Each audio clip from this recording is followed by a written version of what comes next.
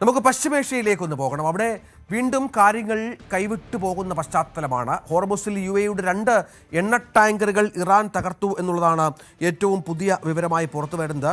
ഇതിൽ ആശങ്കാജനകമായി ഉള്ളത് ഇതിൽ ഒരു ഇന്ത്യക്കാരൻ ഈ ആക്രമണത്തിൽ കൊല്ലപ്പെട്ടു എന്നുള്ളതാണ്. 6 ഇന്ത്യക്കാർ ഉൾപ്പെടെ 8 പേർക്ക്, 2 യുക്രൈൻകാരും 6 ഇന്ത്യക്കാർക്കും ഗുരുതരമായ പരിക്കുണ്ട്. വിവിധ ഇറാനിയൻ നഗരങ്ങളിൽ US ഇതുമായി ബന്ധപ്പെട്ട് ഇതിനുശേഷമുള്ള ആക്രമണം വർദ്ധിപ്പിച്ച പശ്ചാത്തലമുണ്ട്. ഒമിദിയ നഗരത്തിൽ 4 പേർക്ക് പരിക്കേറ്റു എന്ന വിവരം പുറത്തുവരുന്നു. ഇറാന്റെ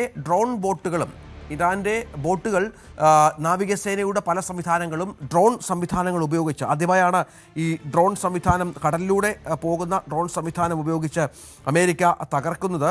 അതിൻ്റെ ദൃശ്യങ്ങളൊക്കെ അമേരിക്ക പുറത്തുവിട്ടിട്ടുണ്ട്. US-ൻ്റെ കനത്ത ആക്രമണം, ഡ്രോൺ ബോട്ടുകൾ അമേരിക്ക ആദ്യമായി ഇറാനെതിരെ പ്രയോഗിക്കുന്നു. ഇറാനിൻ്റെ കപ്പൽ അറ്റകുറ്റപ്പണി നടത്തുന്ന കേന്ദ്രത്തിലും US-ൻ്റെ ആക്രമണം ഉണ്ടാകുന്നു എന്ന പ്രധാനപ്പെട്ട വിവരങ്ങൾ പുറത്തു വരുന്നുണ്ട്. കുവൈറ്റിലേക്കും ബഹ്റിനിലേക്കും ഇറാൻ ആക്രമണം നടത്തുന്നു. ഹോർമുസ് കടലിടുക്കിൽ വീണ്ടും US ഉപരോധം നിലവിൽ വന്നു. ലോകരാജ്യങ്ങളിൽ നിന്ന് ടോൾ ഈടാക്കുമെന്നാണ് ട്രംപിന്റെ ഇപ്പോഴത്തെ പ്രഖ്യാപനം. ട്രംപിന്റെ വാക്കുകളിലേക്ക്. We're knocking out all of their offensive capability and we're controlling the straits. We're putting the blockade back. And it's a blockade not for anybody but Iran. In other words, anybody doing business with Iran can't go through. Everyone else will be able to go through. Yeah, I want to be reimbursed because we're protecting a very rich portion of the world. We're spending money. And so what we've done is we are going to be reimbursed for protection. We're protecting by the countries that we're helping. For instance, Ajay Sudha Biju ഏറ്റവും പുതിയ വിവരങ്ങളുമായി ചേരും. അജയ്, ഏറ്റവും പുതിയ വിവരം ഇന്ത്യക്കാരൻ കൊല്ലപ്പെട്ടു എന്നുള്ളതാണ്. അത് കാര്യങ്ങളുടെ ഗൗരവ സ്വഭാവം വല്ലാതെ വർദ്ധിപ്പിക്കുകയാണ്. കാരണം ഹോർമുസിൽ നിയന്ത്രണം ഏറ്റെടുക്കുന്നുവെന്ന് ട്രംപ് പ്രഖ്യാപിച്ചതിന് പിന്നാലെയാണ് ഇറാന്റെ ഈ ആക്രമണം. ഒപ്പം ഡ്രോൺ ബോട്ടുകളും പ്രയോഗിക്കുന്ന പശ്ചാത്തലം ഒരുങ്ങുമ്പോൾ കാര്യങ്ങൾ ഒട്ടും സുഖകരമല്ല. യുദ്ധം അതിൻ്റെ പരിധി വിടുകയാണ്. രഞ്ജിത്ത്, തീർച്ചയായിട്ടും എല്ലാ രാജ്യങ്ങളും ആശങ്കപ്പെട്ടതുപോലെ യുദ്ധം വീണ്ടും കനക്കുന്ന ഒരു കാഴ്ചയാണ് നമുക്ക് നിലവിൽ കാണാനാകുന്നത്. ഹോർമുസ് കടലിടുക്കിലേക്ക് അമേരിക്ക വീണ്ടും അവരുടെ ഉപരോധം കൊണ്ടുവരുന്നു. അമേരിക്ക ഹോർമുസ് കടലിടുക്കിൽ പിടിമുറുക്കിയാലും ഇറാൻ അവരുടെ ആക്രമണം കടുപ്പിച്ചാലും ഇന്ത്യ പോലെയുള്ള രാജ്യങ്ങൾക്ക് അത് ഏറ്റവും കൂടുതൽ ആശങ്കയുണ്ടാക്കുന്ന കാര്യമാണ്. മുൻപ് അമേരിക്ക ഇറാനിയൻ നഗരത്തിലേക്ക് വന്ന ഒരു ഒരു കപ്പൽ ആക്രമിച്ചപ്പോഴാണ് ഒരു ഇന്ത്യക്കാരൻ കൊല്ലപ്പെട്ടത്. ഇപ്പോൾ സമാനമായിട്ടുള്ള രീതിയിൽ UAEയുടെ 2 എണ്ണ ടാങ്കറുകൾക്ക് നേരെ ഇറാൻ ഹോർമുസിൽ ആക്രമണം നടത്തി. ഈ 2 എണ്ണ ടാങ്കറുകൾക്കും വലിയ തോതിൽ തന്നെ തീപിടിച്ചതായിട്ടാണ് വിവരമുള്ളത്. ഇപ്പോൾ തീ നിയന്ത്രണ വിധേയമാക്കിയിട്ടുണ്ട്. ഈ ആക്രമണത്തിലാണ് ഒരു ഇന്ത്യൻ പൗരൻ നിലവിൽ കൊല്ലപ്പെട്ടിട്ടുള്ളത്. മാത്രമല്ല 6 ഇന്ത്യക്കാർ ഉൾപ്പെടെ 8 പേർക്ക് പരിക്കേറ്റിട്ടുണ്ട്. 2 യുക്രൈനിയൻ പൗരന്മാർക്കും പരിക്കേറ്റതായിട്ട് UAE പുറത്തിറക്കിയിട്ടുള്ള പത്രക്കുറിപ്പിൽ നിന്ന് വ്യക്തമാണ്. ഇത് വിവിധ ഇറാനിയൻ നഗരങ്ങളിൽ US നടത്തിയ ആക്രമണങ്ങൾക്ക് തിരിച്ചടിയായിട്ടാണ് ഇറാൻ ഇത്തരത്തിൽ ആക്രമണം നടത്തിയത്.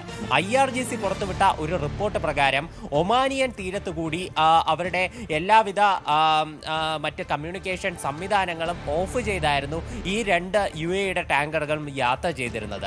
അപ്പോൾ അതിന് ഇറാൻ നിർദ്ദേശിച്ച പാതയിലൂടെ അല്ലാതെ യാത്ര ചെയ്തതിന് പകരമായിട്ടാണ് ഈ ആക്രമണം നടത്തിയതെന്നാണ് IRGCയുടെ നിലവിലുള്ള വിശദീകരണം. വിവിധ ഇറാനിയൻ നഗരങ്ങളിൽ ആക്രമണം നടത്തിയതിൽ നിരവധി പേർക്ക് പരിക്കേറ്റതായിട്ട് റിപ്പോർട്ടുണ്ട്. ഒമീദിയ നഗരത്തിൽ 4 പേർക്ക് ആണ് നിലവിൽ പരിക്കേറ്റിട്ടുള്ളത്. തെക്കൻ ബുഷഹർ മേഖലയിലുള്ള ജാം, അതുപോലെ തന്നെ കംഗൻ തുടങ്ങിയിട്ടുള്ള നഗരങ്ങളിലും, അതുപോലെ തന്നെ ഖേഷൻ ദ്വീപിൽ ഉൾപ്പെടെ ആക്രമണം നടന്നിട്ടുണ്ട്. കൊണാർക്ക്, അതുപോലെ തന്നെ ചബഹർ തുടങ്ങിയിട്ടുള്ള മേഖലകളിലും നിലവിൽ US ആക്രമണം നടത്തിയതായിട്ടാണ് റിപ്പോർട്ടുകളുള്ളത്. ഇതോടെ ഈ ആക്രമണം കടുത്തതോടെ ക്രൂഡ് ഓയിൽ വിലയിലും മാറ്റമുണ്ട്. നിലവിൽ ക്രൂഡ് ഓയിൽ വില $79.79 എത്തി നിൽക്കുന്നു എന്നുള്ള ഒരു വിവരം കൂടിയുണ്ട്. അത് മാത്രമല്ല, ഇപ്പോൾ സൗദി അറേബ്യ ഹൂതി വിമതർക്ക് നേരെ ആക്രമണം നടത്തിയിരിക്കുകയാണ്. യമന് നേരെയാണ് ഈ ആക്രമണം നടത്തിയത്. ഈ ആക്രമണത്തിന് പിന്നാലെ ബാബൽ മാൻഡേബ് എന്ന് പറയുന്ന കടലിടുക്ക് കൂടി അടയ്ക്കും എന്നുള്ള യമന്റെ ഭീഷണിയുണ്ട്. അപ്പോൾ ഈ കടലിടുക്ക് എന്ന് പറയുന്ന ലോകത്തിലുള്ള 20% എണ്ണയുടെയും കയറ്റുമതി നടക്കുന്ന ഒരു മേഖലയാണ്. അപ്പോൾ ഇത് അടയ്ക്കും എന്നുള്ള ഭീഷണി കൂടി വന്നതോടെ എണ്ണവില ഇനിയും 10 മടങ്ങായിട്ട് ഉയരുമോ എന്നുള്ള ഒരു ആശങ്ക കൂടി നിലനിൽക്കുന്നുണ്ട്. യമന്റെ ഭീഷണി എന്ന് പറയുന്നത് എണ്ണവില $200 പെർ ബാരലിൽ എത്തിക്കുമെന്നാണ്. അപ്പോൾ അതിനുള്ള സാഹചര്യങ്ങളുണ്ട് അജയ്. കാരണം ഇപ്പോൾ അമേരിക്ക ഹോർമുസ് നിയന്ത്രണം ഏറ്റെടുക്കുന്നു എന്ന് പറയുന്നു. അതിലൂടെ പോകുന്ന കപ്പലുകൾക്ക്, എല്ലാ കപ്പലുകൾക്കും 20% ടോൾ ഏർപ്പെടുത്തുമെന്ന് പറഞ്ഞു. അത്ര എളുപ്പമല്ല. കാരണം ഇറാൻ്റെ നിയന്ത്രണത്തിലുള്ള ഒരു മേഖലയാണ് ഹോർമൂസ് എന്ന് നമുക്കറിയാം. അമേരിക്കയ്ക്ക് സൈനികമായി ഒരുപക്ഷെ അവിടെ കാര്യങ്ങൾ നടത്തിയെടുക്കാൻ സാധിക്കുമായിരിക്കും. അങ്ങനെ സംഘർഷം അതിരൂക്ഷമായാൽ ഇപ്പോൾ തന്നെ നിരവധി കപ്പലുകൾ അവിടെ കുടുങ്ങിക്കിടക്കുന്നുണ്ട്. നിരവധി നാവികർ അത്തരത്തിൽ മുന്നോട്ട് പോകുന്നില്ല. പല രാജ്യങ്ങളും ബദൽ സംവിധാനം, ഇന്ത്യ അടക്കമുള്ള രാജ്യങ്ങൾ ഓയിൽ ഇറക്കുമതിക്കൊക്കെ ഏർപ്പെടുത്തുന്ന പശ്ചാത്തലമുണ്ട്. പക്ഷേ അപ്പോഴും ആഗോള എണ്ണ വിപണിയുടെ ഭൂരിഭാഗവും കടന്നു പോകുന്ന പ്രദേശമാണ് ഇങ്ങനെ സംഘർഷഭരിതമാകുന്നത്. അത് ആര് അതിന് പരിഹാരം കണ്ടെത്തും? പ്രത്യേകിച്ചും കരാറിൽ നിന്ന് പിന്മാറി എന്ന് ഇരു രാജ്യങ്ങളും പ്രഖ്യാപിച്ചൊരു പശ്ചാത്തലം കൂടി ഉണ്ടല്ലോ. തീർച്ചയായിട്ടും ഇപ്പോൾ ഹോർമൂസ് കടലിടുക്കിലുള്ള ഒരു CCTV ദൃശ്യം അത് CNN പുറത്തുവിട്ടിട്ടുണ്ട്. ഇതിലൂടെ വ്യക്തമാകുന്നത് അമേരിക്ക അവിടെ അവരുടെ സാന്നിധ്യം കൂടുതൽ കടുപ്പിച്ചതായിട്ടാണ്. ഇപ്പോൾ വ്യോമമാർഗമാണെങ്കിലും കപ്പൽ മാർഗമാണെങ്കിലും കൂടുതൽ അമേരിക്കൻ വെസലുകളും അമേരിക്കൻ വിമാനങ്ങളും മേഖലയിലൂടെ ഇപ്പോൾ റോന്തു ചുറ്റുന്നുണ്ട്. അത് തീർച്ചയായിട്ടും ഇറാനിയൻ നഗരങ്ങളിലേക്ക് വരുന്ന കപ്പലുകളെ പ്രതിരോധിക്കാൻ വേണ്ടി തന്നെയാണ്. ഇത്തരത്തിൽ ഈ ഹോർമൂസിൽ അമേരിക്ക തങ്ങൾ അവിടെ ഒരു സെക്യൂരിറ്റി ഒരുക്കുകയാണ് ചെയ്യുന്നത്. ഇത് മറ്റ് ലോകരാജ്യങ്ങൾക്ക് സംരക്ഷണമാണ് ഇതുവഴി അമേരിക്ക നൽകുന്നത്.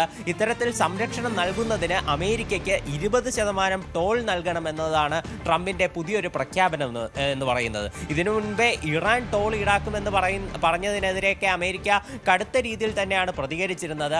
ഇപ്പോൾ അമേരിക്ക തന്നെ ഹോർമൂസിൽ ടോൾ ഈടാക്കും എന്നുള്ള ഒരു പ്രഖ്യാപനമാണ് നടത്തിയിട്ടുള്ളത്. ഇപ്പോൾ ഇത്തരത്തിലുള്ള ഒരു ഇരു രാജ്യങ്ങളും തമ്മിൽ ഈ ഒരു കടുംപിടുത്തം തുടരുന്നത് തീർച്ചയായിട്ടും ഇന്ത്യ അടക്കം ഹോർമൂസിനെ വളരെ വലിയ രീതിയിൽ ആശ്രയിക്കുന്ന രാജ്യങ്ങൾക്ക് ഒരു ഭീഷണി തന്നെയാണ്. 20% ടോൾ നൽകുക എന്ന് പറയുന്നത് അത് കയറ്റി വരുന്ന ചരക്കിൻ്റെ ഒരു 20% നഷ്ടപ്പെടുത്തുന്നതിന് തുല്യം തന്നെയാണ്. അത് ഒരു രാജ്യത്തിനും അഫോർഡ് ചെയ്യാൻ പറ്റുന്ന കാര്യമല്ല. ഈ ഹോർമൂസിൽ ഇപ്പോൾ നിലവിൽ ഉടലെടുത്തിരിക്കുന്ന സംഘർഷങ്ങൾക്ക് യാതൊരുവിധ പരിഹാരം കാണാനും ഒരു രാജ്യവും രംഗത്ത് വന്നിട്ടില്ല എന്നതും ശ്രദ്ധേയമാണ്. തീർച്ചയായും അതാണ് അവസ്ഥ. ഏതായാലും കാര്യങ്ങൾ അത്ര പന്തിയല്ല. ഇപ്പോൾ ഇന്ത്യക്കാരൻ കൊല്ലപ്പെട്ടു എന്ന് പറയുമ്പോൾ അതിൽ കൃത്യമായ തരത്തിലുള്ള പരിഹാരങ്ങൾ വേണ്ടിവരും താനും.